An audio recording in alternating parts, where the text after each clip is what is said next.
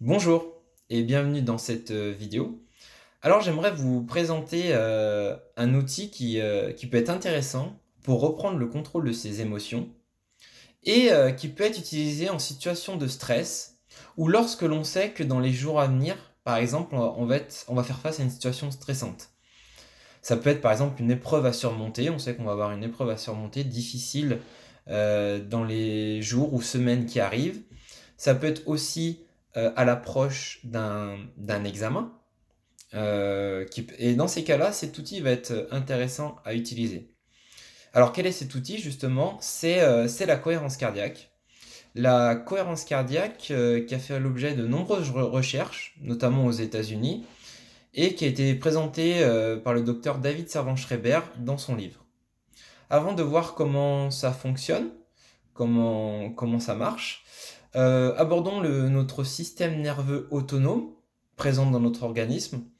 Donc celui-ci, il est divisé en deux. Donc on distingue le système nerveux autonome donc sympathique et le système nerveux autonome parasympathique. Alors lorsqu'on va stimuler notre système nerveux autonome sympathique, on peut dire que tout va s'accélérer dans notre corps. Donc on va sécréter des hormones telles que le cortisol notamment, qui est l'hormone du stress. On va sécréter aussi de l'adrénaline. Donc ça, c'est quand on stimule le système nerveux autonome sympathique. Ensuite, quand on stimule le système nerveux autonome parasympathique, là, on va sécréter des choses qui sont plus de l'ordre de la relaxation, du calme. Donc on va sécréter notamment de l'acétylcholine, on va sécréter notamment de la sérotonine et surtout on va sécréter aussi de la DHEA qui est justement une hormone sécrétée par les glandes surrénales et qui est réputée pour ses effets, pour ralentir justement le vieillissement. Donc tout ça, ça va être intéressant d'y détailler. Alors maintenant, dès que nous sommes dans une situation que le corps va considérer comme du stress, il va stimuler le système nerveux autonome sympathique. Donc nous allons fabriquer du cortisol. Le cortisol, en fait, c'est une substance qui est naturellement présente dans notre corps et qui est intéressante lorsqu'elle est fabriquée à faible dose ou à petite dose. Par exemple, c'est grâce à elle qu'on va se réveiller le matin lorsqu'on est dans un sommeil profond. C'est grâce au cortisol qu'on va pouvoir se réveiller. En revanche, quand on est dans une situation stressante, là ou qu'on considère justement que le corps considère que nous considérons comme stressante, comme une situation stressante, là on va sécréter du cortisol mais à haute dose, à grande quantité, et là dans ces cas-là, on peut dire que c'est néfaste pour l'organisme. Donc, pour contrebalancer justement cet afflux excessif de cortisol, un des moyens, c'est d'activer le système nerveux autonome parasympathique.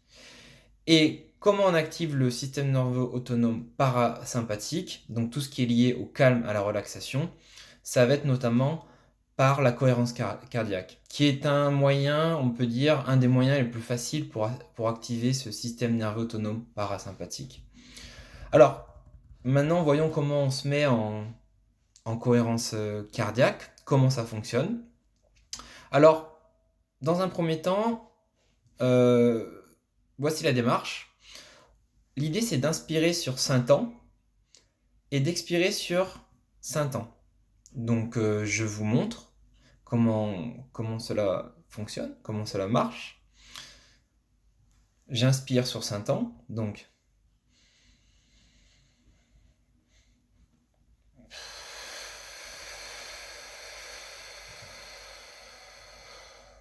je recommence.